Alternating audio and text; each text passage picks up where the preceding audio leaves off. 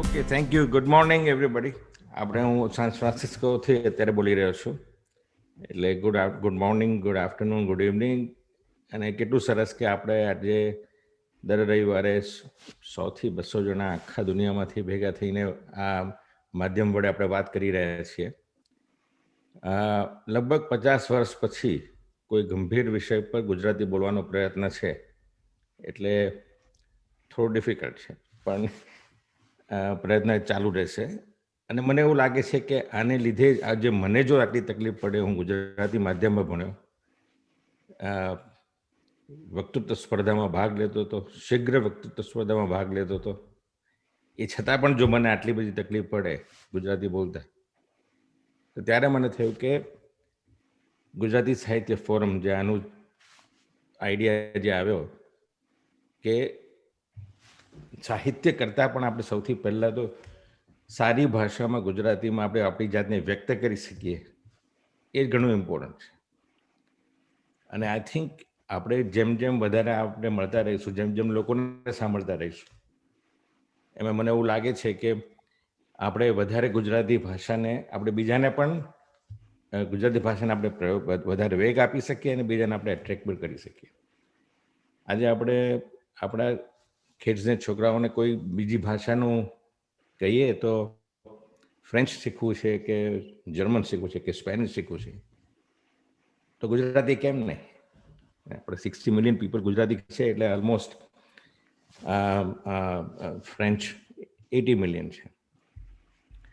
તો સૌથી પહેલાં તો ખૂબ ખૂબ બધાનો આભાર કે જ્યાં તમે બધા રસ લઈને, વક્તાઓ, એમ્બેસેડર્સ અને બધા પાર્ટિસિપન્ટ્સ આપણે દર રવિવારે મળીએ છીએ, તો ખૂબ જ આભાર. અને તમારું પ્રોત્સાહનની ખૂબ જ અમને જરૂર છે આગળ જવામાં. તો આજે આપણે વિચાર કરો કે 25 વર્ષ પહેલાં આ પોસિબલ જ નહોતું. આજે આપણે આ માધ્યમ વગર આપણે બધા મળી શક્યા છીએ. હવે જ્યારે કોવિડ આવ્યું ત્યારે આ માધ્યમથી વેગ મળે એ નક્કી થયું. હવે આમાં ઇટ ઇઝ સેડ કે ભાઈ તમારું 65% કમ્યુનિકેશન ઇઝ બોડી લેંગ્વેજ. એટલે જેમ જેમ ટેકનોલોજી વધતી જશે એમ એમ આપણે અત્યારે એકદમ નાના આપણા સ્ક્રીનમાંથી એકબીજા જોડે વાત કરી રહ્યા છીએ, પણ ધીરે ધીરે આપણે બોડી લેંગ્વેજને બી ટ્રાન્સમિટ કરી શકશું. એ ટેકનોલોજી આગળ વધી રહી છે. એટલે જે આજનો બી જે વિષય છે is very close to my heart. હું લગભગ છેલ્લા 15 વર્ષથી આખી દુનિયામાં સ્ટાર્ટઅપ જોડે સંકળાયેલો છું. અને વિધિન સ્ટાર્ટઅપ એજ્યુટેક, એજ્યુકેશન એન્ડ ટેકનોલોજી, એટલે એની અંદર નવી ટેકનોલોજીને હું જોતો રહ્યો છું. હું મેન્ટર પણ છું, એડવાઇસ બી આપું છું, અને નવા બિઝનેસ મોડલ, નવી પદ્ધતિઓ. હવે આપણે ટેકનોલોજી તો બધી ઘણા બધા વખતથી હોય છે.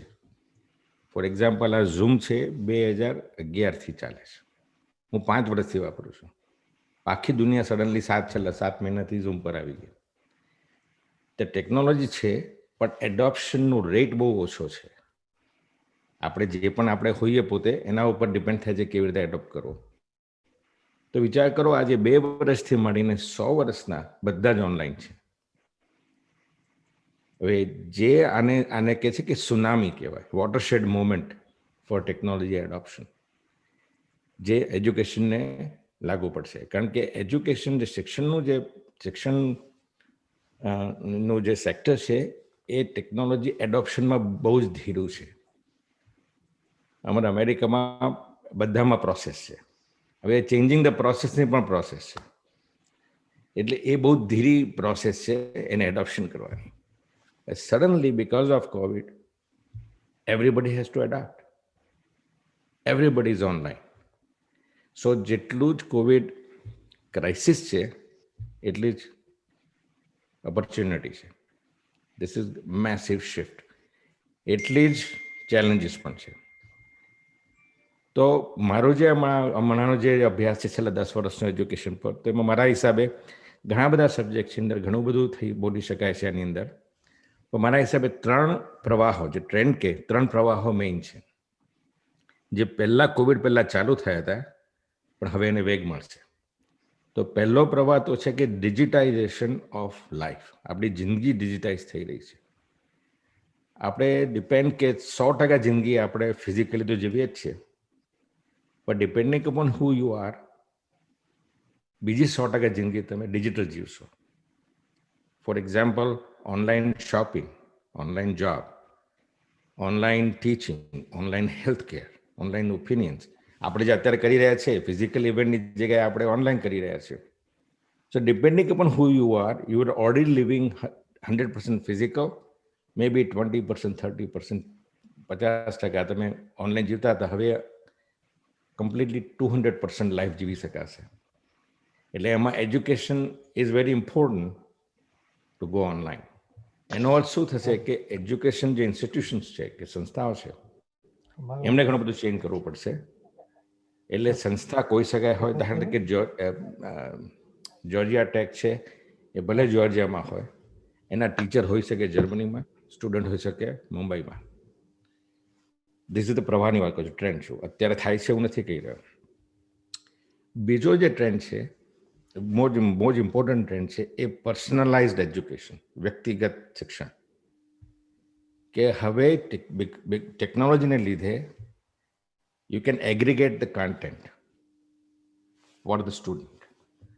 એટલે સ્ટુડન્ટને પહેલાં એનાલિસિસ કરવામાં આવશે કે એને શેનામાં પેશન છે, એને શું જોઈએ છે. એ પ્રમાણે સ્ટીરિંગ કરી અને ટીચર્સ વિલ બીકમ ફેસિલિટેટર. કારણ કે કેટલું બધું કન્ટેન્ટ હશે, and you become a facilitator and aggregate the content. એટલે I think mass production of graduates should go away, right? This is the wish also. એટલે આપણે પર્સનલાઇઝ એજ્યુકેશન, વ્યક્તિગત આપણે એજ્યુકેશન ડિઝાઇન કરી શકાશે. અગેન આ બધું મારી વિશ અને આગળ થવાનું છે એવું કહું છું, હું નથી કહેતો કે અત્યારે છે. અને ત્રીજો મોટો સૌથી વધારે અગત્યનું છે કે રોજગાર લક્ષી શિક્ષણ, કરિયર ફોકસ એજ્યુકેશન. અત્યારે આપણે શું છે કે ગ્રેજ્યુએટ મૂકી દેતા બહાર, પણ ઇલેક્ટ્રિશિયનની જરૂર છે કે બીજા કોઈ. આજે તમે ઇકોનોમિક ડેવલપમેન્ટમાં પણ જુઓ તો તમે અમદાવાદની અંદર ઓટોમોટિવ સેક્ટર લઈ આવો, પણ ખબર નથી કે કેટલા મિકેનિક છે, કેટલા ઇલેક્ટ્રિશિયન છે. ત્યાં બધા BCom અને આર્ટ્સના ગ્રેજ્યુએટ નીકળતા હોય, એટલે કનેક્શન નથી. આ જે હવે હાઇબ્રિડ મોડલ જે આવી રહ્યું છે, વિચ ઇઝ કે ભાઈ ડિજિટલ અને ફિઝિકલનું હાઇબ્રિડ મોડલ આવી રહ્યું છે, એની અંદર પોસિબલ છે કે it will be more focus, કે રોજગારને અલાઇનમેન્ટ, કોર્પોરેટ સેક્ટરને અલાઇનમેન્ટની અંદર આપણે શિક્ષણ કરી શકાય. હવે આમાં ઘણા બધા ટ્રેન્ડમાં બીજા ઘણા બધા ટ્રેન્ડ છે. મારો તો ખાલી સ્ટાર્ટઅપ પોઈન્ટ ઓફ વ્યૂથી મારો અનુભવ છે. આપણી પાસે આજે 3 વ્યક્તિઓ છે જે ઘણા પોતપોતાના વિષયમાં નિષ્ણાત છે. એમની પાસે જ વધારે સાંભળવું છે. તો સૌથી પહેલા હું જોઉં એટલાન્ટા આપણે જઈએ, નિમિષા રાવલ, જેઓ માસ્ટર ઓફ સાયન્સ છે ફ્રોમ એમએસ યુનિવર્સિટી અને વેસ્ટર્ન મિશિગન યુનિવર્સિટી. એમણે ટ્રેડ પણ કરેલું છે leadership, on leadership from Valdosta university. પણ સૌથી વધારે અગત્ય કે શિક્ષણના વ્યવસાય જોડે એટલાન્ટામાં સંકળાયેલા છે. તો એમને હું હવે વિનંતી કરું કે વધારે પરિચય એમનો આપે અને એમનું ઓપનિંગ સ્ટેટમેન્ટ, મંતવ્ય આ વિષય પર આપે. નિમિષા. સૌપ્રથમ ગુજરાતી સાહિત્ય ફોરમનો ખૂબ ખૂબ આભાર મને આમંત્રિત કરવા બદલ. તમારું કાર્ય બહુ જ સારા વિચારોથી તમે નોન પ્રોફિટ ઓર્ગેનાઇઝેશન શરૂ કર્યું છે અને ભવિષ્યમાં ઘણો સક્સેસ મળે એવી અંતરની પ્રાર્થના તો કરી, પણ એ સાથે હું મારા લાયક જે થશે એ હું બધો પ્રયત્ન કરી શકીશ. MS યુનિવર્સિટીમાં અભ્યાસ પૂરો થયો પછી શોખ માટે મેં મારી જ શાળામાં વિદ્યાકુંજમાં નોકરી શરૂ કરી, જ્યાં કિન્ડરગાર્ટનમાં હું છોકરાઓને લખવાનું, બોલવાનું, ભણાવવાનું શીખવતી હતી. પણ એ લોકોને શીખવાડ્યું એના કરતાં એ લોકોએ પેશન્સ શું છે એ મને શીખવાડ્યું. એટલે એ હું એજ્યુકેટર તરીકે બહુ એમાં મેં કર્યું એવું કહી ના શકાય. અહીંયા આગળ વેસ્ટર્ન મિશિગન યુનિવર્સિટીમાં એ લોકો માસ્ટર્સ પ્રોગ્રામમાં મને એડમિશન આપ્યું, એ સાથે ટીચિંગ એસિસ્ટન્ટશીપ પણ આપી, જેના લીધે હું અંડર ગ્રેજ્યુએટ્સને મેથમેટિક્સ શીખવાડતી હતી. ત્યાર પછી મેં ઇન્ડસ્ટ્રીમાં માર્કેટિંગ સેક્ટર અને આઈટીમાં જોબ્સ કરી, અને 2004માં જ્યારે હું જોર્જિયા આવી તો મોટી ઇન્ડસ્ટ્રીઝ નહોતી નજીકમાં, જેના કારણે અહીંયા હું લોકલ કોલેજમાં મેથમેટિક્સ ભણાવવાનું મેં શરૂ કર્યું. ઓનલાઈન ઇન્સ્ટ્રક્શન શું છે, કેવી રીતે કોર્सेस ઓફર કરી શકાય, એ હું કોલેજમાં શીખી. ઓફકોર્સ મેં શરૂ કર્યું એ પહેલા તો ધારો કે મેથ્સની જ વાત કરું તો જે શિક્ષક હોય એ લોકોએ બધા પ્રોબ્લેમ, ક્વિઝિસ, ટેસ્ટ બધું જાતે ટાઈપ કરી અને ઓનલાઈન પ્લેટફોર્મ પર મૂકવું પડતું હતું અને સ્ટુડન્ટ સાથે શેર કરતા હતા. એટલે મને એ બધી તકલીફ નહોતી પડી, કારણ કે ત્યાં સુધી ખાસું એડવાન્સમેન્ટ થયું હતું, જેના લીધે પબ્લિશર્સે સારા એવી પ્લેટફોર્મ્સ તૈયાર કર્યા હતા, જેના લીધે ઓનલાઈન ઇન્સ્ટ્રક્શન એટલું બધું અઘરું નહોતું. હા, એ જરૂરી છે કે કોઈ પણ વિદ્યાર્થી ઓનલાઈન ક્લાસીસ લે તો એ એમના ટાઈમ પ્રમાણે જ્યારે ભણે કે જ્યારે ક્વિઝ લે એ બધી એમને થોડીક ફ્લેક્સિબિલિટી વધારે હોય, અને જેના કારણે ઘણા વિદ્યાર્થીઓ જે નોકરી કરતા હોય, જેના ઘરમાં નાના બાળકો હોય, એ લોકો ઓનલાઈન ઇન્સ્ટ્રક્શન પ્રિફર કરતા હતા. હવે આવ્યું કોવિડના કારણે ઘણી બધી અણધારી તકલીફ પડી કે ફોર એક્ઝામ્પલ આખું જે એકેડેમિક યર હતું એ ખતમ નહોતું થયું, એની અવધિ પૂરી નહોતી થઈ. એના લીધે નક્કી કર્યું કે બધા છોકરાને રિમોટલી ભણાવવાના. વિચાર ઘણો સારો છે કે આપણે ગેપ નથી પાડવી, આપણે આપણું ઇન્સ્ટ્રક્શન પતાવીશું, પણ તકલીફ ત્યાં આવી કે દરેક વિદ્યાર્થીની ક્ષમતા સરખી નથી હોતી. ધારો કે કોઈની આર્થિક પરિસ્થિતિ સારી ન હોવાથી એ લોકો પાસે ઇન્ટરનેટ કનેક્શન તો બાજુની વાત, પણ એ લોકો પાસે જો કમ્પ્યુટર જ ના હોય, લેપટોપ જ ના હોય, તો એ લોકો ભણી કેવી રીતે શકે? બીજો પ્રશ્ન એ થાય કે ક્લાસમાં જ્યારે 20-25 વિદ્યાર્થીઓ હોય તો શિક્ષક કે શિક્ષિકા દરેક વિદ્યાર્થીની શીખવાની સ્ટાઇલ ઉપર પોતાનું ઇન્સ્ટ્રક્શન ફોકસ કરે છે. ધારો કે અમુક વિદ્યાર્થીઓ ખાલી જે બોર્ડ પર જે લખ્યું હોય એ સ્ટેપ બાય સ્ટેપ જોઈ અને સમજી શકે છે અને એ લોકો એ રીતે શીખે છે. જ્યારે અમુક વિદ્યાર્થીઓ ખાલી ફક્ત લેક્ચર જ સાંભળે અને લેક્ચરમાં જે સાંભળે એના ઉપરથી એ લોકો શીખે પોતાની રીતે. હવે અમુક વિદ્યાર્થીઓ જાતે લખે નહીં કે વાંચે નહીં ત્યાં સુધી એમને સમજણ પડે નહીં, અને જે શીખવાડેલું હોય એ વાગોળે નહીં ત્યાં સુધી એમને એ લોકો એક્સપ્રેસ ના કરી શકે કે શું શીખ્યા છે. જ્યારે ચોથી જાતના વિદ્યાર્થીઓ છે એ લોકોને હેન્ડ્સ ઓન કશું કરવું હોય, જો હેન્ડ્સ ઓન કરે તો જ એમને ખબર પડે, બાકી અઘરું છે શીખવાનું. હવે આ બધા વર્ગના વિદ્યાર્થીઓને ક્લાસમાં હોય તો તમે બેચીસમાં જુદી વસ્તુ કરી શકો, જુદા જુદા માધ્યમ વાપરી શકો અને એ લોકોને શીખવાડી શકો, પણ જ્યારે એ લોકો ઓનલાઈન લોગિન થયા હોય ત્યારે દરેકને કેવી રીતે શીખવાડવું એ અઘરું છે શિક્ષક માટે. ભવિષ્યમાં કોવિડના લીધે જે વિદ્યાર્થીઓને અનુભવ મળ્યો છે એની માનસિક કે એકેડેમિક અસર શું થશે એ તો સમય જ બતાવશે કે એ લોકો જે ભણ્યા અત્યારે તો એ લોકોનું ફાઉન્ડેશન સારું હતું, એના લીધે એ લોકોએ આગળ ભણવાનું ચાલુ રાખ્યું, એના લીધે એ લોકો ભણી ના શક્યા, એ લોકોનું આગળ જે કોલેજમાં જવાનું હતું અને જે અમુક પ્રીરિક્વિઝિટ્સ હોય એ લોકોએ પૂરી કરી શક્યા, એ તો સમય જ બતાવશે. Okay, Nimisha, thank you. I think આની અંદર જે વાત કરી એમાં ચેલેન્જીસ છે. આજે અમેરિકામાં લગભગ 1 million students doesn't have a home to go, homeless છે. એ કેવી રીતે શિક્ષણ કરશે, ઇનઇક્વાલિટીની વાત કરી, અને આપણે પછી સમય હશે તો છેલ્લે આપણે આ વધારે કવર કરીશું આની અંદર.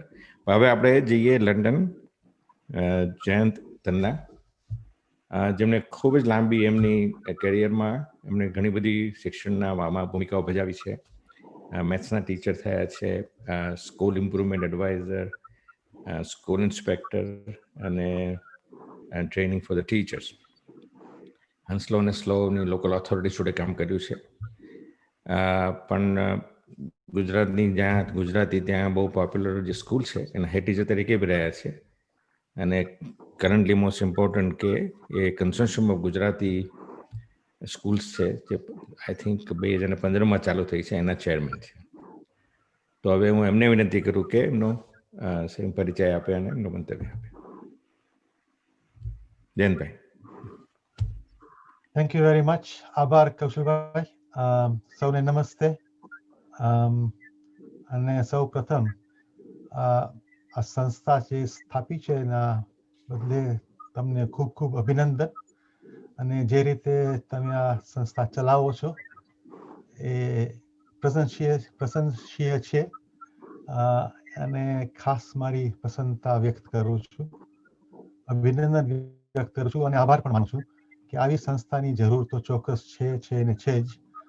અને આ સ્થાપના થઈ છે એટલે હવે અમને એમ લાગે છે કે અમે એકલા નથી, બધા આપણી સાથે છે, સાથે મળીને આપણે આગળ વધી શકીએ. મારો જન્મ નાયરોબીમાં થયેલો, નાયરોબી કેન્યામાં. ત્યાં જ મેં પ્રાથમિક શિક્ષણ લીધેલું અને હાઈસ્કૂલમાં પણ ત્યાં જ. અને પછી યુકેમાં આવીને બીએડની પદવી મેળવી, બેચલર ઓફ એજ્યુકેશન, અને યુનિવર્સિટી ઓફ લંડનમાં MA કરેલું કરિક્યુલમ સ્ટડીઝ સાથે, એજ્યુકેશનલ સ્ટડીઝ. અને પછી ઘણા વર્ષો સુધી મેથેમેટિક્સ સેકન્ડરી સ્કૂલ્સ હોય, હાઈસ્કૂલમાં અમે ભણાવેલું. અને પછી જરાક રૂટ બદલાનો. After becoming head of department and deputy head,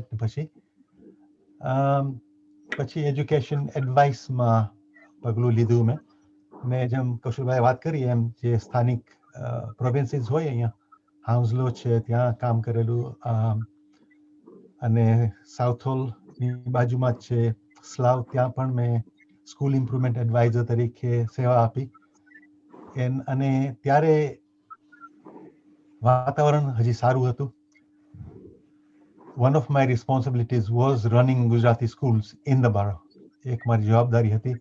ત્યારે અમે સામેથી મફત ભાડું પણ ન લેતા અને જે ગુજરાતી શાળાઓ ચલાવતા શનિ રવિ એ લોકોને ભાડા વગર અમે ક્લાસીસ આપતા, વેન્યુઝ મળતા, અને શિક્ષકોનો પગાર પણ આપતા, અને બાળકો માટે અમે અમુક રકમ પણ આપતા કે તમે એ લોકોના માટે ચોપડીઓ ને બધું ખરીદી શકો. અત્યારે એ સંજોગો નથી, બધું બદલાઈ ગયું છે. Anyway, going back to my own career, એ પછી માંથી નિવૃત્ત થઈ અને as a retired person, as a volunteer, એક સંસ્થા હતી અહીંયા, એશિયન ફાઉન્ડેશન ફોર ફિલાન્થ્રોપી, એની થ્રુ ભુજમાં અને બેંગ્લોરમાં એઝ અ વોલન્ટિયર મેં કામ કરેલું. 6 અઠવાડિયાના પ્રોજેક્ટ્સ હતા. એમાં જે શિક્ષકો હોય એમની સાથે કામ કરેલું. અને બંને જે શાળા હતી ભુજ અને બેંગ્લોર એ ઇંગ્લિશ મીડિયમ સંસ્થાઓ હતી. ભુજમાં બધા શિક્ષકો ગુજરાતી મીડિયમમાં ભણેલા, એટલે મારે ગુજરાતીને બદલે અંગ્રેજીમાં એ લોકો કેવી રીતે શીખવી શકે એના માટે પ્રોત્સાહન આપવાનું હતું. અને બેંગ્લોરમાં પણ ત્યાંની જે સ્થાનિક ભાષા છે એમાં એ લોકો બધા ગ્રેજ્યુએટ્સ થયેલા, અને એ લોકોને પણ અંગ્રેજીમાં ભણાવવાનું હોય, એમાં પણ મારે મદદ કરવાની હોય એવો વિચાર હતો. એટલે મારા વિચાર તો એમ જ હતા કે પહેલા 4 વર્ષ સુધી, ત્યારે એ લોકોને પણ જણાવેલું, ફર્સ્ટ 4 years, પહેલા 4 વર્ષ સુધી એ લોકોએ માતૃભાષામાં જ શીખવાડવું જોઈએ, અને પછી 5મા ધોરણથી તમે અંગ્રેજી શરૂ કરવું હોય તો જુદી વાત છે. First 4 years should be in your mother tongue. Unfortunately, એ લોકોને ફંડિંગમાં મુશ્કેલી આવતી, એટલે કોઈ દિવસ એ લોકોએ એનો એ મારા સજેશન જે હતું એમાં કાંઈ વાત એ લોકોએ સાંભળી નહીં, એટલે હજી પણ એ ધોરણ જે મુશ્કેલ છે એ લોકોને આગળ આવવું, કારણ કે શિક્ષકો તો તમને મળે નહીં, અંગ્રેજી મીડિયમમાં કરેલા હોય એવા, ને ગુજરાતી આપણે જે આપણી વૃત્તિ વધારે છે વેપારમાં, કોઈને શિક્ષક તો બનવું નથી, ડૉક્ટર ને એન્જિનિયર બનવું છે, એટલે પછી વાત જ જુદી થઈ ગઈ છે. અને અહીંયા પણ એવું જ છે, આ દેશમાં પણ વધારે જ આપણા બાળકો ભણે છે એમાંથી કોઈકને જ શિક્ષક બનવું હોય છે, મારા જેવા કોઈ ભૂલથી આવી જાય છે, બાકી તો વધારે તો બધે કમ્પ્યુટિંગમાં હોય છે કે મેડિસિનમાં કે લોમાં જાય છે. અને એને લીધે મારા હિસાબે આપણે ગુજરાતી શિક્ષણમાં પાછળ રહી ગયા છે, કારણ કે આપણી પાસે શિક્ષકોની અછત છે. ભવિષ્યની આપણે વાત કરીએ, કોવિડ અને શિક્ષણનું ભવિષ્ય, તો અત્યારની જે સિચ્યુએશન છે અહીંયા, અત્યારનું જે શરૂઆત જ્યારે લોકડાઉન થયેલું માર્ચમાં, ત્યારે તો શિક્ષણ જેવું હતું નહીં, 3 મહિના સુધી શાળાઓ બધી બંધ હતી. છતાંય અમુક શાળાઓ ઘરે ફોન કરીને બધા બાળકોને અને ફેમિલીઝને પૂછતા કે તમે બધા બરાબર સ્વસ્થ છો, કઈ લોકોને મુશ્કેલી હોય કોવિડને લીધે તો મદદ પણ કરતા, પણ mainly it was psychological help for the children. અને પછી જ્યારે સપ્ટેમ્બરથી શાળાઓ શરૂ કરી ત્યારેથી વધારે મુશ્કેલીઓ તો સેકન્ડરી સ્કૂલ હોય, હાઈ સ્કૂલ, એમાં વધારે પડે છે. પ્રાઇમરી સ્કૂલમાં તો એમ નક્કી થયેલું જે બાળકો પોતાના વર્ગમાં હોય એ સાથે જ રહે હંમેશા, અને એક જ શિક્ષક બધા વિષયો ભણાવતા હોય, એટલે એમાં વાંધો ઓછો આવે. પણ સેકન્ડરી સ્કૂલ્સમાં સૌથી પહેલા તો એ લોકોએ જે પરીક્ષા હતી દર વર્ષે લેવાય છે, GCSE અને A લેવલની, અથવા તો આપણે 10મી ને 12મીની એક્ઝામ કહીએ, એ બંને કેન્સલ તો નહીં પણ મુલતવી રાખી, ને એ પરીક્ષાઓ હવે ઓક્ટોબર ને નવેમ્બરમાં લેવાનો વિચાર છે. હવે થાય કે નહીં એ જુદી વાત છે, આ કોવિડ ભાઈ છે એના ઉપર છે જ વાળું.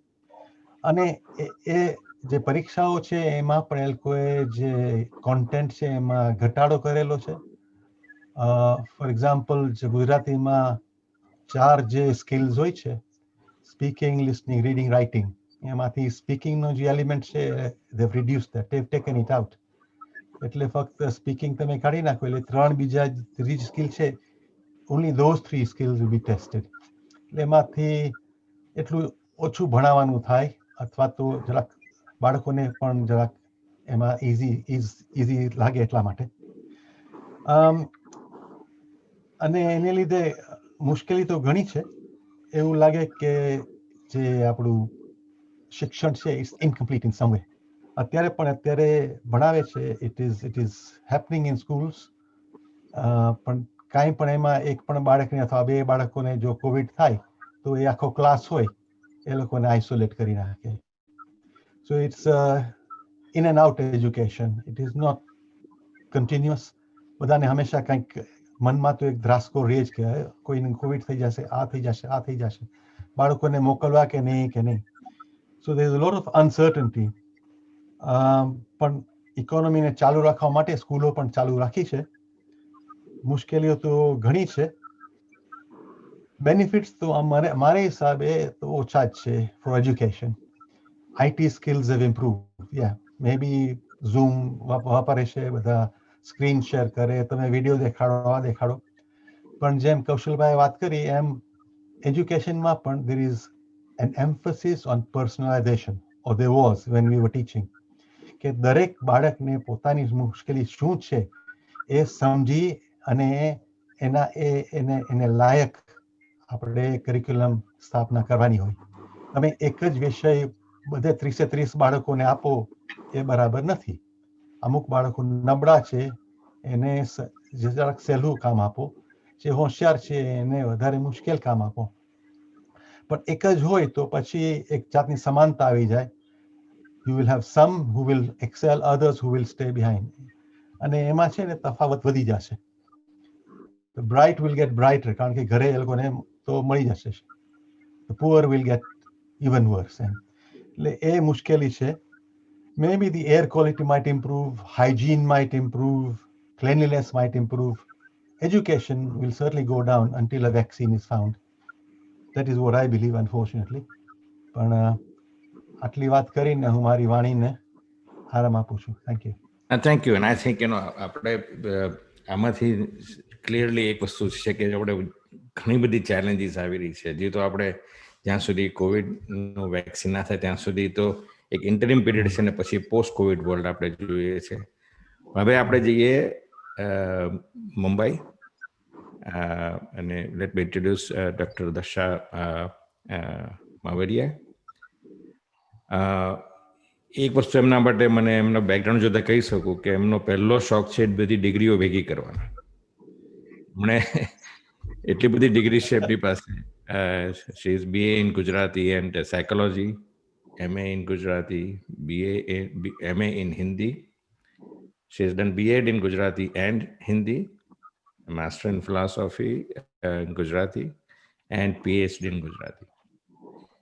And she's a full-time lecturer at MP Shah Junior College of Arts and Commerce for Women in Mumbai. અને એમનો બહોળો છે 33 વર્ષનો અનુભવ છે. તો હવે હું એમને વિનંતી કરું છું કે એમનો પોતાનો પરિચય આપે વધારે અને એમનું મંતવ્ય. આભાર કૌશલભાઈ. જયંતિભાઈએ અને નિમિષાબેને જે વાત કરી અને જે મારે પરિચય મારે આપવાનો છે, તમે બહુ સરસ રીતે એકદમ ટૂંકાણમાં મારી વાત કરી દીધી. છતાં મનોજ ખંડેરિયાની ગઝલનો 2 શેરથી મારી વાતની શરૂઆત કરું. જ્યારે આખા જીવન પથની જ્યારે વાત કરવાની હોય 1 મિનિટમાં, ત્યારે ક્ષણો તોડવા બેસું તો વર્ષો ના વરસ લાગે, બુકાની છોડવા બેસું તો વર્ષો ના વરસ લાગે. હા, મને સદભાગ્ય કે શબ્દો મળ્યા તારે નગર જાવા, ચરણ લઈ દોડવા બેસું તો વર્ષો ના વરસ લાગે. એટલે આટલા જે 33 વર્ષનો લાંબો અધ્યાપનનો ની કારકિર્દીનો સમય અને એની પહેલાના જે વર્ષો છે, એટલે ટૂંકમાં જો કહી દઉં તો મુંબઈના ગોળદેવળ વિસ્તારમાં જન્મ, 1 થી 4 ધોરણ મ્યુનિસિપાલિટી સ્કૂલમાં ગુજરાતી મીડિયમમાં હું ભણી, ગુજરાતી માધ્યમ સાથે. 5 થી 10 ધોરણ જે માધ્યમિક શાળા હતી મારી, એ વનિતા વિશ્રામ, એ પણ હું ગુજરાતી માધ્યમમાંથી એ મારું શિક્ષણ થયું. પણ એ જે ઘડતર થયું અને એના પછી ભારતીય વિદ્યા ભવન્સ કોલેજ ચોપાટી, ત્યાંથી મારું ગ્રેજ્યુએશન થયું.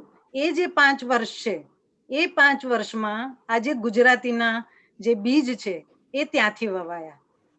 કારણ કે ત્યાં જે અલગ અલગ વક્તૃત્વ સ્પર્ધાઓ થાય, નિબંધ સ્પર્ધાઓ થાય અને શિક્ષકો સાથેનો જે ઘરોબો હતો, અને કહેવાય છે ને કે વિદ્યાર્થીઓમાં કયા ગુણો પડેલા છે ને એ શિક્ષક બરાબર જાણતું હોય, અને એટલે બરાબર અમારા શિક્ષકોએ સમજી લીધેલું અને ત્યાંથી વક્તૃત્વ સ્પર્ધા અને એમાંથી ગુજરાતી ભાષા સાથેનો નાતો અને રસ વધતો ગયો. પછી તો આગળ ઉપર માસ્ટર્સ મુંબઈ યુનિવર્સિટીમાંથી કર્યું ગુજરાતીમાં, અને હજી રિઝલ્ટ પણ નહોતું આવ્યું, અને ઈશ્વર કૃપાથી અને અમારા MA એક પ્રાધ્યાપકે મને અહીંયા માટુંગાની શ્રીમતી મણિબેન MP શાહ કોલેજના જુનિયર કોલેજમાં હું દાખલ થઈ. અને એ દાખલ થઈ ત્યારે આપણે એક તરવરાટ હોય ને, 22-23 વર્ષની છોકરી, એ તરવરાટ હોય કે મારે કંઈક કરવું છે અને મારે ભણાવવું છે, અધ્યાપન કરવું છે. એટલે એ માસ્ટર્સ તો એ થઈ ગઈ, પણ પછી તરત જ અમારા શિક્ષકો પાછળ જ હોય, નહીં B.Ed તો કરવાનું જ છે. એટલે B.Ed અમારા પ્રિન્સિપલે પણ અમને કર્યું કે નહીં, પાર્ટ ટાઈમ B.Ed તારે કરવાનું જ છે. એટલે કેવી રીતે જો આપણી પછવાડે એક પછી એક એ જે પીઠબળ હોય ને, એ પીઠબળ મળતું ગયું. પછી થયું કે નહીં હવે તો MPhil કરવું જ છે. એટલે એ જે ભૂખ છે ને એ વધતી ગઈ ગુજરાતી ભાષા પ્રત્યેની. MPhil થયું. MPhil એટલે આ બધું ભણાવતા જ થયું. MPhil નું છેલ્લું ચેપ્ટર લખતી હતી અને મારા લગ્ન થયા. અને લગ્ન પછી પણ મારી બેન MA કરતી હતી હિન્દીમાં, એટલે કોરસ્પોન્ડન્સી એમાં પણ મેં લઈ લીધું એડમિશન અને એ પણ પાસ કર્યું. આપણે આ બોલીએ છીએ 1 મિનિટમાં, પણ એ જે પસાર થયા એમાંથી, એટલે હિન્દી. અને હિન્દી શા માટે લીધું? કારણ કે ભવિષ્યમાં કદાચ આ ગુજરાતી વિષય અધ્યયનમાં નહીં રહે અને વિદ્યાર્થીઓ નહીં હોય તો હું હિન્દીમાં પણ ભણાવી શકું. આ એની પછવાડેનો હેતુ હતો અને એ થઈ. ત્યાર પછી તો 2005માં હજી એક ભૂખ રહી ગઈ હતી કે મારી પછવાડે મારી આગળ ડોક્ટર લાગવું જોઈએ, કારણ કે મારા પપ્પાની એવી ઈચ્છા હતી કે આગળ ડોક્ટર લાગે એમ. અને એટલે ડોક્ટર થઈ પીએચડી સાથે. હવે હું એ બાજુ પર મૂકું કારણ કે જયારે પછવાડે ઇતિહાસ તરફ જઈએ ને ત્યારે આખું એ લાગણી સાથે આપણે સંકળાયેલા હોઈએ છીએ. હવે મૂળ વાત પર આવીએ આપણે કે મુખ્ય વિષય આપણો શું છે. જે સ્ટેટમેન્ટ તમે વાત કરીએ એ છે કે કોવિડ અને શિક્ષણનું ભવિષ્ય. એટલે કોવિડની વાત જયંતિભાઈએ પણ કરી અને નિમિષાબેને પણ કરી, અને બધા અત્યારે એ પરિસ્થિતિમાંથી પસાર થઈ રહ્યા છે. અને જ્યારે ગુજરાતી ફોરમ, સાહિત્ય ફોરમ જ્યારે આટલું સુંદર કાર્ય કરી રહી છે, તો તે વખતે રઈસ મણિયારનો એક શેર યાદ આવી જાય કે મેં મારા નામનો ટહુકો અહીં છાતીમાં રાખ્યો છે. મેં તારા નામનો ટહુકો અહીં છાતીમાં રાખ્યો છે.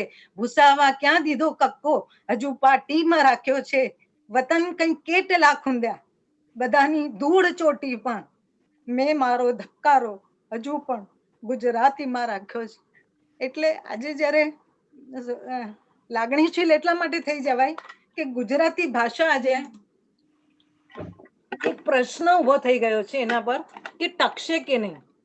અને તે વખતે આ જે પ્રયત્ન છે એ પ્રયત્ન ખરેખર અભિનંદનને પાત્ર છે.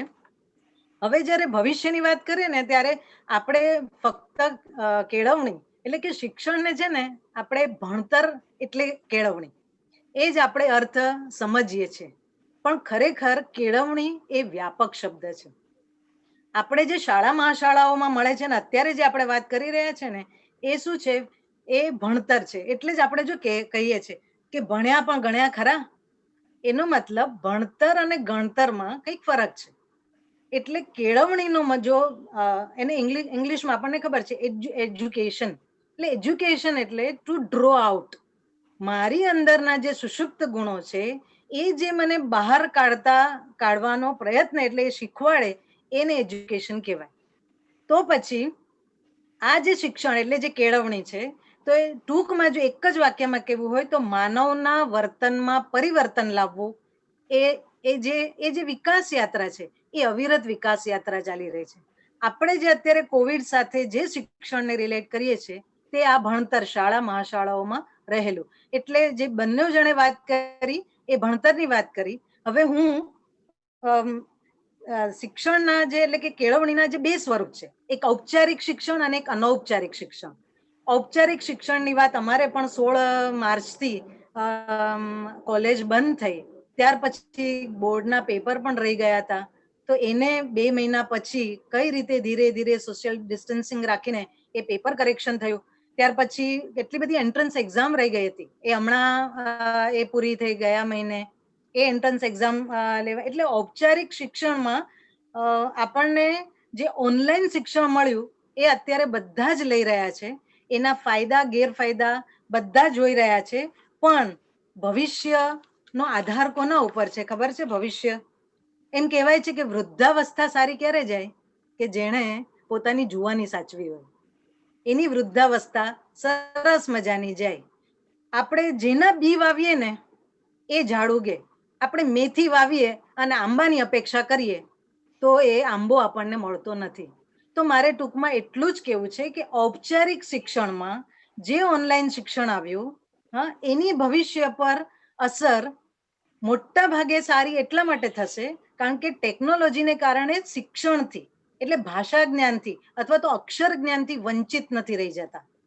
પણ જ્યારે અનૌપચારિક શિક્ષણની વાત આવે છે ત્યારે જે સોશિયલ ડિસ્ટન્સિંગને લીધે જે ઇમોશનલ ડિસ્ટન્સિંગ પણ એટલે આપણા માનનીય મોદીજીએ પણ કહેલું કે સોશિયલ ડિસ્ટન્સિંગ તો રાખવાનું જ છે પણ ઇમોશનલ ડિસ્ટન્સિંગ નહીં જોઈએ. એ તમારે એની દૂરી તમારે દૂર કરવાની છે. એટલે ઇમોશનથી તમારે પાસે રહેવાનું છે. તો એ જે છે ને મારે એક જ મિનિટમાં એ વાત કહેવી છે કે ઘરનું જે વાતાવરણ છે ને, એક ફોન 4 જણા ભણતા હોય અથવા તો 2 મહિના તો બધું વ્યવસ્થિત ગયું કારણ કે જે ઘરેડ હતી એમાંથી બધા બહાર આવ્યા અને સારું લાગ્યું.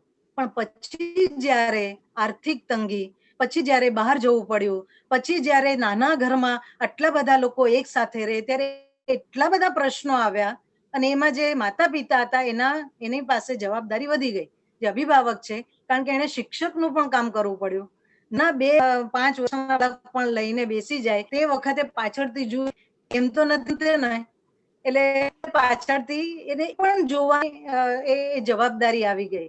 એટલું જ નહીં, જે ટીનેજ છે એ ટીનેજના બાળકોની જે પરિવર્તનશીલ જે આખું એ આ સમયગાળો છે ટીનેજ, 13 થી લઈને 19 સુધી, એ જે ટીન ઘંટડી વાગે છે એટલી આ પરિવર્તનશીલ એટલે તે વખતે મા બાપે કેવી રીતે એની સાથે આ ટેકલ કરવું.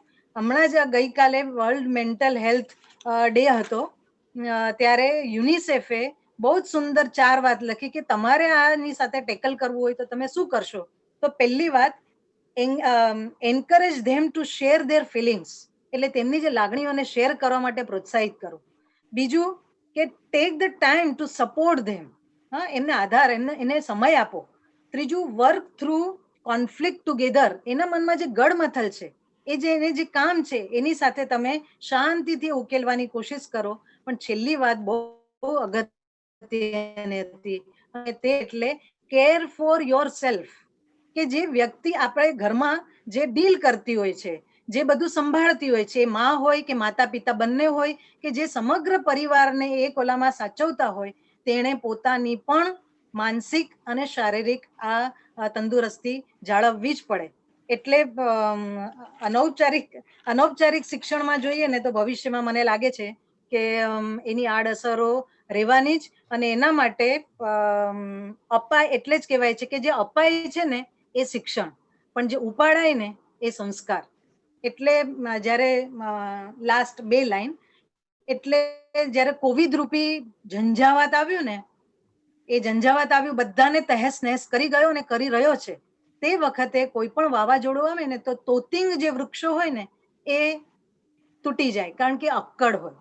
પણ જે નાના નાના છોડો હોય ને, એ વાવાઝોડું જે આવે ને ત્યારે એ વાંકા વળી જાય, એ વાવાઝોડું ચાલ્યું જાય, ફરીથી એ ઉભાર થઈ જાય ટટાર, અને ફરીથી એનો વિકાસક્રમ ચાલુ થઈ જાય. બસ મારે આ કોવિડમાં શિક્ષણ અને એનું ભવિષ્ય એટલું જ કેવું છે કે અત્યારે એવો સમય છે કે જ્યારે આપણે બો ડાઉન લચીલા પણ જે હોવું જોઈએ, બધા જ સંઘર્ષ છે, જે સ્ટ્રેસ છે, એને એવી સરસ રીતે મેનેજ કરવાનું છે કે જેથી ઔપચારિક શિક્ષણ અને અનૌપચારિક શિક્ષણ આ બંનેમાં આપણે બેલેન્સ કરી શકીએ, અને જે બાળકોની અને પ્રત્યેક વ્યક્તિની જે માનસિક સ્થિતિ છે એ સ્થિર રહે, સ્વસ્થ રહે, તંદુરસ્ત રહે. અને આપણે આશા કરીએ કે આ જલ્દીથી જલ્દી આ વાવાઝોડું ચાલ્યું જાય તો આ ટેકનોલોજી જેટલી અસર કરવાની છે ને આડઅસર, એ આડઅસરથી આપણે બહાર નીકળી શકીએ.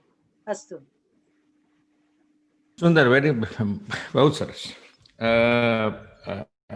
અને તમારા જેવો જો લાગણીશીલ ગુજરાતીઓ છે તો ગુજરાતીનો ધબકો ચાલુ રહેશે, ચાલુ જ રહેશે, વાંધો નહીં આવે મારા હિસાબે. અને હું પરપેચ્યુઅલ ઓપ્ટિમિસ્ટ પર્સન છું, એટલે આમાંથી હું આશાવાદમાં કન્વર્ટ કેવી રીતે કરી શકાય એ હંમેશા જોતો હોઉં. એટલે જે તમે કહ્યું કે એટલે મારા હિસાબે we are at a cusp of humanity 2.0, right? આખું જબરજસ્ત ચેન્જ આવી રહ્યો છે. we all have a front seat of a massive revolution happening. સંપૂર્ણ ક્રાંતિ આવશે આની અંદર, ખૂબ બધા ચેલેન્જીસ છે એની અંદર.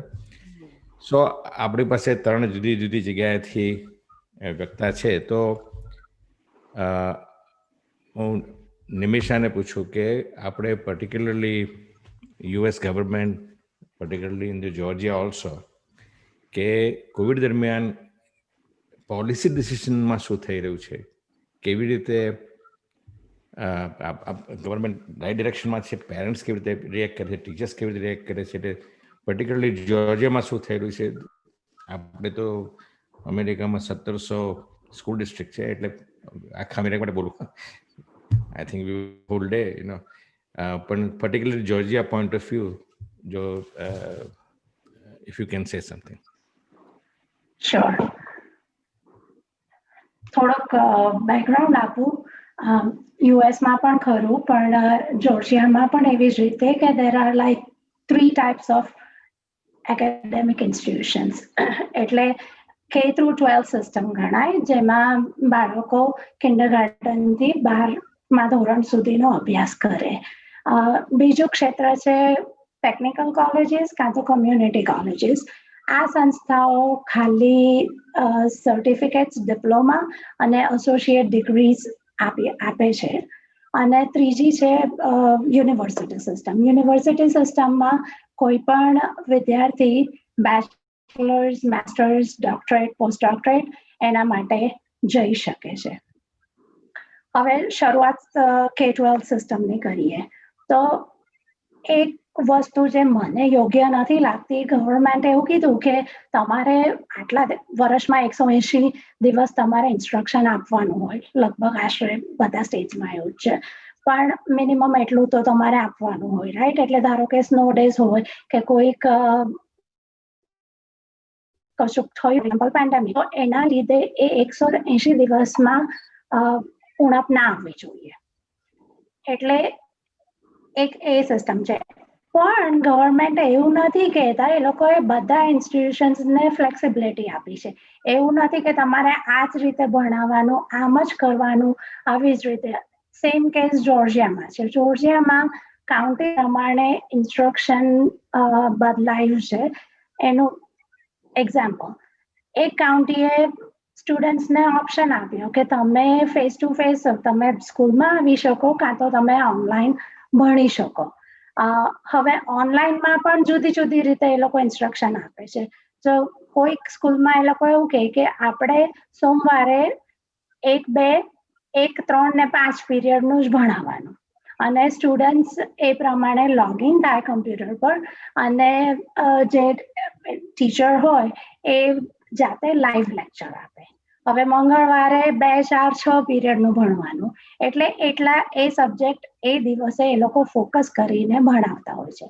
હવે બીજી કાઉન્ટીમાં અડધા બાળકો સ્કૂલમાં જતા હોય, અડધા ઘરેથી હોય, તો એ લોકોએ એવું નક્કી કર્યું કે અમે લોકો ઓનલાઈન ઇન્સ્ટ્રક્શન આપીશું, પણ એ લોકો લેક્ચર્સ પહેલા પ્રી રેકોર્ડ કરી દે. એટલે છોકરાઓને જે ભણવાનું છે એ આખા દિવસના જે 7 કે 6 વોટેવર પીરિયડ હોય એ પ્રમાણે એ લોકોએ લેક્ચર્સ ટેપ કર્યા હોય, અને સ્ટુડન્ટ્સે પોતાના ટાઈમ પ્રમાણે એ લોકો લોગિન થાય, અને જે દિવસ હોય, જે હોમવર્ક હોય, જે દિવસનું બધું જે ભણવાનું હોય એ લોકો જાતે ભણી લે, અને જે વર્ક સબમિટ કરવાનું હોય એ કરે.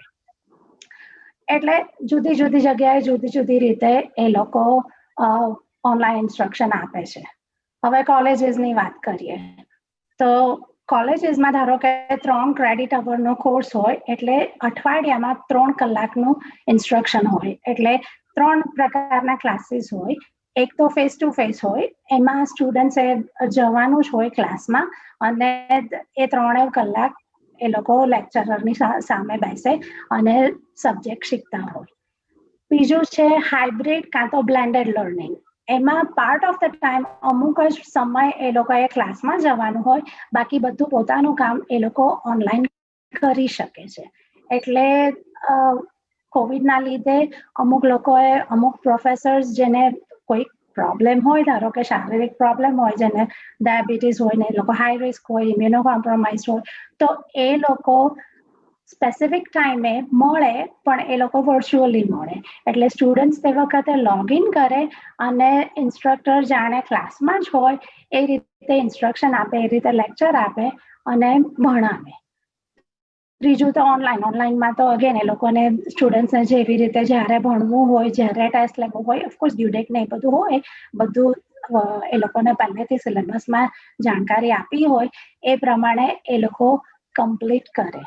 એટલે આ જુદા જુદા માધ્યમો શિક્ષકો અહીંયા યુઝ કરે છે K-12 સિસ્ટમમાં અને કોલેજીસમાં, જેના લીધે એ લોકો સ્ટુડન્ટ્સને ભણાવી શકે. હવે ચેલેન્જીસની વાત કરીએ તો ચેલેન્જીસમાં એ છે કે ધારો કે હું મેથ્સ ભણાવું છું અને મને એવું કે મારા છોકરાઓ બધા સ્ટેપ્સ મને બતાવે, જેના લીધે મને ખ્યાલ આવે કે એ લોકોને આ સ્ટેપ પછી આ સ્ટેપમાં મેજોરિટી ક્લાસને તકલીફ પડે છે, તો હું એના ઉપર વધારે ફોકસ કરી અને નેક્સ્ટ લેક્ચરમાં ભણાવી શકું. તો સેમ થિંગ ટેસ્ટ માટે. તો ટેસ્ટ તમે ઓનલાઈન સબમિટ કરો તો તમારી પાસે બે ચોઇસ છે. કાં તો તમે આન્સર જે પણ હોય 25 છે 25 છે તો કાં તો તમે 25 કર્યો, કાં તો તમે 55 કર્યો. હવે કાં તો તમને 0 મળે, કાં તો તમને 5 મળે. બરાબર, ધારો કે ક્વેશ્ચન હોય એ પ્રમાણે. એટલે મારે મારા ફેસ ટુ ફેસ ક્લાસમાં ધારો કે મને એવું હોય કે મારે છોકરાઓનું કામ જોવું છે, તો એ હવે અત્યારે ચેલેન્જિંગ છે, કારણ કે છોકરાઓ મને બતાવી નથી શકતા, એ લોકો ટેસ્ટ સબમિટ નથી કરી શકતા ફિઝિકલી. એટલે અમુક ઇન્સ્ટ્રક્ટર, અમુક પ્રોફેસર્સે એવું કર્યું કે લિમિટેડ ટાઈમ હોય એમાં સ્ટુડન્ટ્સ ટેસ્ટ લઈ અને એ લોકો તરત એમનું કામ સ્કેન કરી દે અને as soon as like test is over એ લોકો સબમિટ કરી અને એ પ્રોફેસરને એમનું કામ મોકલાવી દે, જેના લીધે પ્રોફેસર જોઈ શકે કે ઓકે આમાં આ લોકોને તકલીફ છે, ના આ રીતે મારે સમજાવવું પડશે કારણ કે મેજોરિટી ક્લાસે આ પ્રોબ્લેમ વ્યવસ્થિત રીતે સોલ્વ નથી કર્યો. એટલે ચેલેન્જીસ છે, પણ કોલેજના વિદ્યાર્થીઓ માટે ભણવું અને શીખવું એ થોડુંક સહેલું છે, પણ K-12 સિસ્ટમ માટે થોડુંક અઘરું છે. અને એનું કારણ એ કે ધારો કે મારા ક્લાસમાં હું ભણાવું તો હું ક્લાસમાં ચાલી શકું અને ચાલીને જોઈ શકું કે છોકરાઓએ આ બરાબર કર્યું છે કે નહીં. પણ હવે ઓનલાઈન કેસમાં એ લોકો લોગિન કરે ત્યારે દરેક 20 છોકરાઓનું કામ જોવું સહેલું નથી. શક્ય તો છે પણ એના માટે ટાઈમ જોઈએ અને એ સહેલું નથી. એટલે જુદા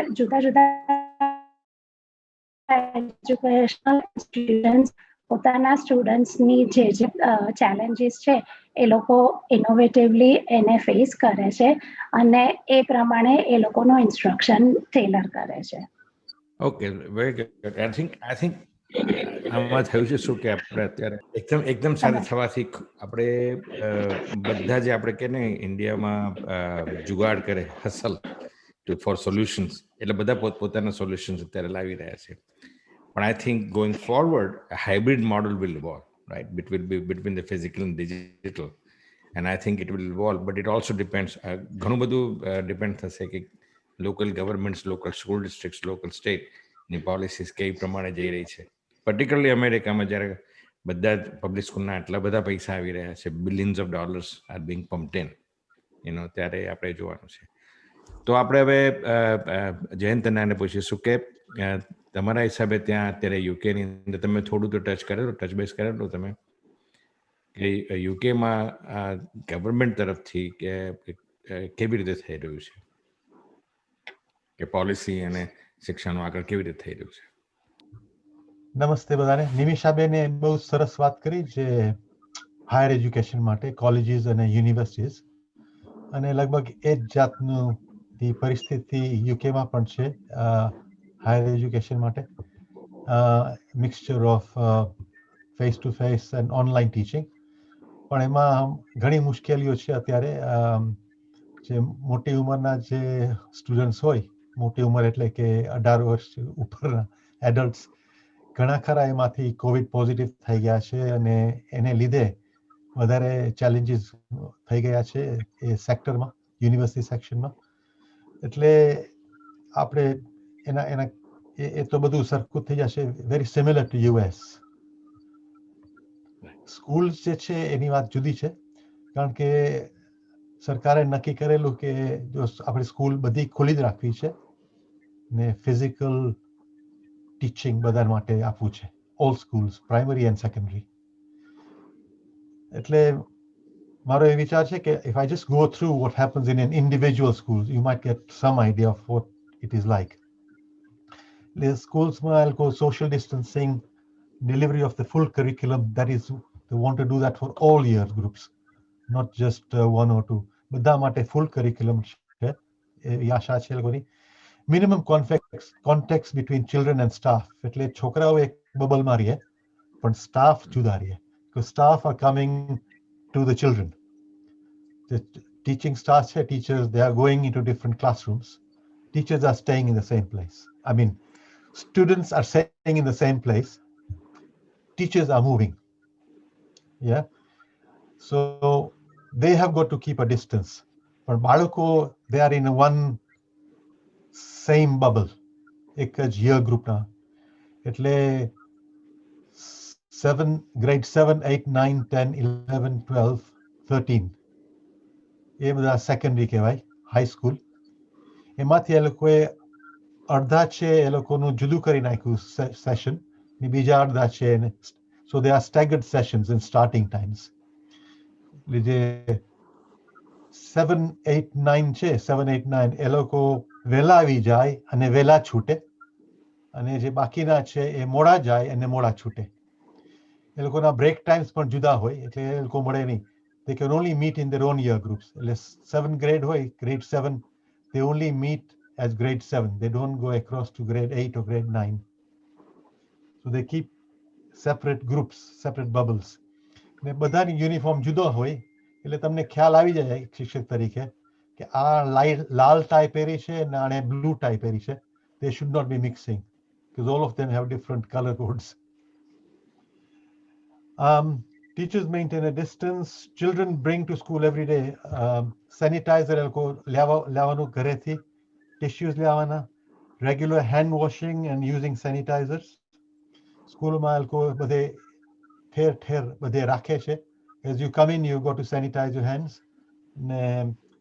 Wash હાથ પણ ધોવાના હોય.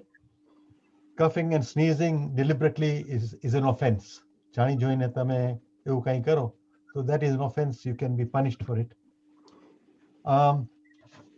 Students they're expected to wipe down their desks after use. એટલે જ્યારે એનો સેશન પૂરો થાય ત્યારે એ સોલ્યુશનથી પોતાનો ડેસ્ક, પોતાની જગ્યા બધી એ લોકોએ ક્લીન કરવાની દરરોજ, એવરી ડે. એ લોકોને they are recommended to walk to school. Don't use public transport.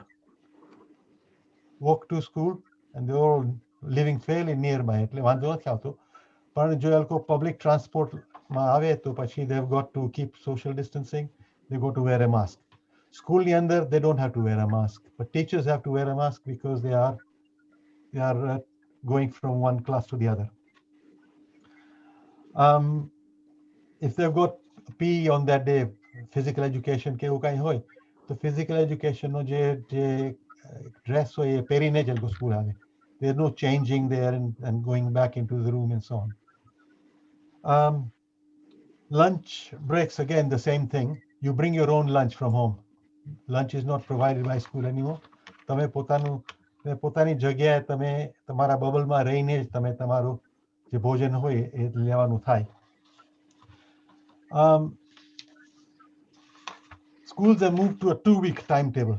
હવે પહેલા શું હતું કે દર અઠવાડિયેનું ટાઈમ ટેબલ હોય, સોમ, મંગળ, બુધ, ગુરુ, શુક્ર. હવે એ લોકોએ શું કર્યું છે કે 1 કલાકના જે લેસન હોય એને બદલે ડબલ કરી નાખ્યા. So you have the same lesson but it's twice as long to minimize disruption or movement between subjects, between periods, if you like. એટલે જેટલું તમે જે વિષયો તમે અઠવાડિયામાં કરતા એ તમે 2 અઠવાડિયામાં કરો છો, પણ તમને ડબલ ટાઈમ મળે છે એમ. 1 પીરિયડ હોય તો 2 પીરિયડ થઈ જાય એમ. એટલે યુકે અત્યારે થોડું, એટલે યુકે ઇઝ એડજસ્ટિંગ કે આ હાઇબ્રિડ મોડલ ટાઈપનું ઓલરેડી ચાલુ થઈ ગયેલું છે UK. Hybrid only if you are isolating. Okay. Then you are at home. Okay. Then you go for lessons which are already online, if you like. Okay. But otherwise, thank you. તો હું હવે આપણે India જતા રહીએ. આપણે પાસે સમયનો પેલો કમ્પ્રેસ કરતા જઈએ છીએ આપણે. તો ડૉક્ટર દર્શા, તમારે આપણે ઇન્ડિયાનો શું એક્સપિરિયન્સ છે, શું અનુભવ છે, શું થઈ રહ્યું છે ત્યાં? બહુ ટૂંકાણમાં કરવું પડશે, આપણે ટાઈમ આગળ જઈએ. ભારતની વાત કરું તો ભારત નામ સાંભળીને જ ખુશી થઈ જાય. દુર્લભમ ભારતે જન્મ એ યાદ આવી જાય કાલિદાસનું. જ્યારે કોઈ પણ દેશ આવી પરિસ્થિતિ જ્યારે ઉત્પન્ન થાય ત્યારે એના નેતા ઉપર આધાર રાખે છે કે નયતિ ઇતિ નેતા, જે દોરે તે નેતા. તો ભારતને જે અત્યારે વડાપ્રધાન મળ્યા છે મોદીજી, એમની જે દીર્ઘ દ્રષ્ટિ છે બધા જ ક્ષેત્રમાં, પણ ખાસ કરીને જ્યારે આપણે શિક્ષણ ક્ષેત્રમાં જોઈએ ત્યારે ઓનલાઈન લર્નિંગ આવી ગયું ત્યારે બધા અંધારામાં જતા ને આમ બધા સૂતા ઝડપાઈ ગયા હોય ને એવી પરિસ્થિતિ આવી, અને કોઈ આમ ઊંડા પાણીમાં કોઈ ફેંકી દીધા હોય અને એ બહાર આવવા માટે જ્યારે ફાંફા મારતા હોય એ રીતે પ્રત્યેક શિક્ષક, અહીંયા બંને ટી છે, ટી અને ટેકનોલોજી, આ બંને એવી સરસ રીતે સાઈડ બાય સાઈડ એકબીજાને એટલા સરસ પર્યાય બની ગયા. પણ પહેલા તો એ ઉપર આવવા માટે, શ્વાસ મેળવવા માટે પ્રયત્ન કરવો પડ્યો. પણ એ પ્રયત્ન માટે મૂળ શું જોઈતું હતું? કન્ટેન્ટ, જે મેટર છે. ભણાવીએ તો ખરા, વિડીયો પણ અમારા બનાવીએ, હા, એ શરૂઆત ત્યાંથી જ થઈ હતી. એ બંનેની વાતોને હું ફરીથી અહીંયા દોહરાવીશ નહીં, પણ એ અહીંયા થાય છે. પણ જે HRD મિનિસ્ટર છે શ્રી રમેશ પોખરિયાલ નિશંકજી, એમને જ્યારે આ પ્રશ્ન પૂછવામાં આવ્યો ત્યારે બહુ જ સુંદર રીતે એનો જવાબ આપવામાં આપ્યો કે નેટ બધે ઠેકાણે પહોંચી શકે એમ નથી, અને જે ગામડાના છેવાડાના ઘર છે ત્યાં તો આ શક્ય જ નથી. એટલે એમણે અલગ અલગ સ્કીમ આપી, અને એ કેન્દ્ર સરકાર અને રાજ્ય સરકારે મળીને એ સ્કીમને કઈ કઈ સ્કીમ આપી છે એ હું ફક્ત 1 મિનિટમાં આપને જણાવી દઉં. યુજીસી એટલે યુનિવર્સિટી ગ્રાન્ટ કમિશન, પછી MHRD ministry of human resource development, AICTE એટલે all India council four technical education, NCERT national council of education research and training. આ અને આવી ઘણી બધી સંસ્થાઓએ મળીને વિદ્યાર્થીઓને ઈ લર્નિંગમાં સરળતા રહે એટલા માટે આ પ્રયત્ન કર્યો. 305 કરોડ ફ્રી શિક્ષણ સામગ્રી મળી, 25 લાખ તેના એક્ટિવ યુઝર છે આજની તારીખમાં. બીજું, સ્વયંપ્રભા નામનું ઈ પ્લેટફોર્મ આપ્યું, જે 34 DTH direct to home channels થી ફ્રી શિક્ષણ આપી રહ્યું છે. આખા દિવસ દરમિયાન 4 કલાકનો એક સેશન હોય, એવા 5 વાર એ ફરીથી જેના પોતાના સમયે જોઈ શકે, એટલે 4 કલાકનો કાર્યક્રમ પણ દિવસમાં 5 વાર એ રિપીટ થાય. અને ઈ વિદ્યા એપ પણ લોન્ચ થયું મે મહિનામાં. One nation one digital platform, all India radio. એટલું જ નહીં, હવે આ તો ઓનલાઈન થયું, પણ ઓનલાઈન જે ન કરી શકે એને માટે રેડિયો, દૂરદર્શન, 2G નેટવર્ક આ ગ્રામીણ ભાગોમાં પહોંચાડવાની કોશિશ કરી રહ્યા છે. દીક્ષા પોર્ટલ છે, જે ઈ પાઠશાળા, વિદ્યાર્થી અને શિક્ષકો માટે 80,000 ઈ બુક્સ એમાં છે. એટલું જ નહીં, NCERT ની ઈ પાઠશાળામાં 1,886 ઓડિયો ક્લિપ, 2,000 જેટલા વિડીયોઝ, 696 ઈ બુક્સ. આ 1 થી 12 ધોરણ માટે બધી જ ભાષામાં એનો ઉપયોગ, બધી જ ભાષાના વિદ્યાર્થીઓનો ઉપયોગ કરી શકે.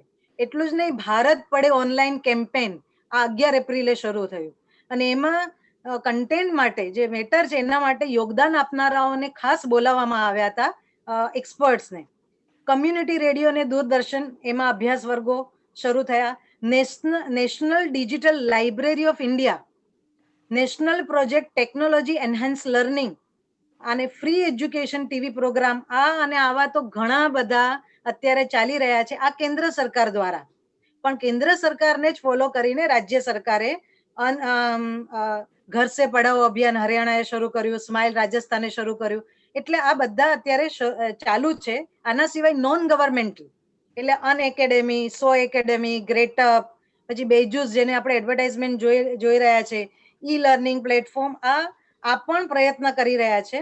અને સૌથી વધારે સારામાં સારી વાત તમે પહેલા કરી, NEP નેશનલ એજ્યુકેશન પોલિસી 2020, એ જે દીર્ઘ દ્રષ્ટિ એજ્યુકેશન મિનિસ્ટર એટલે HRD મિનિસ્ટર પ્લસ આપણા પ્રધાનમંત્રી આપણા વડાપ્રધાન નરેન્દ્ર મોદીજીએ જે આ આપ્યું છે ને, એમાં જે 30 વર્ષ પહેલા કરવાની જરૂર હતી, જે અત્યારે હવે થશે, એ અત્યારે થયું કે માતૃભાષા દ્વારા શિક્ષણ. અને એ જે સ્કિલ અને વેલ્યુ બેઝડ એજ્યુકેશન, એટલું જ નહીં, ઇનોવેશન, ક્રિએટિવિટીને પ્રોત્સાહન, પેશન પ્રમાણે કામ એ ભણી શકે, લિબરલ એ હશે, મલ્ટી ડિસિપ્લિનરી અપ્રોચ દ્વારા એ ભણાવવામાં આવશે. એટલું જ નહીં, લોકલ જે ભાષા છે એ લોકલ ભાષાને પ્રોત્સાહન, પ્લસ જે સંસ્કૃત, બધી ભાષાઓની જનની છે, એ સંસ્કૃત ભાષાનો પણ એને મહત્વ આપવામાં આવ્યું છે, જે નાલંદા અને તક્ષશિલાના ઉદાહરણો એમાં આપવામાં આવ્યા છે. એટલે પરફોર્મિંગ આર્ટ એટલે ટૂંકમાં જે નવી શિક્ષણ પોલિસી આવવાની છે, આ કોવિડ દરમિયાન જ આવી, 1 વર્ષ એને લાગશે, પણ એની પછવાડે બધા જ શિક્ષકો, સંસ્થાઓ નિષ્ઠાપૂર્વક કામે લાગી ગયા છે.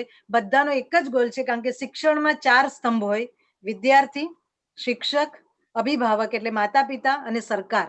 આ 4 જો સ્તંભ મજબૂત હશે ને તો કોઈ પણ શિક્ષણનું ભવિષ્ય ક્યારેય પણ ધૂંધળું નહીં હોય.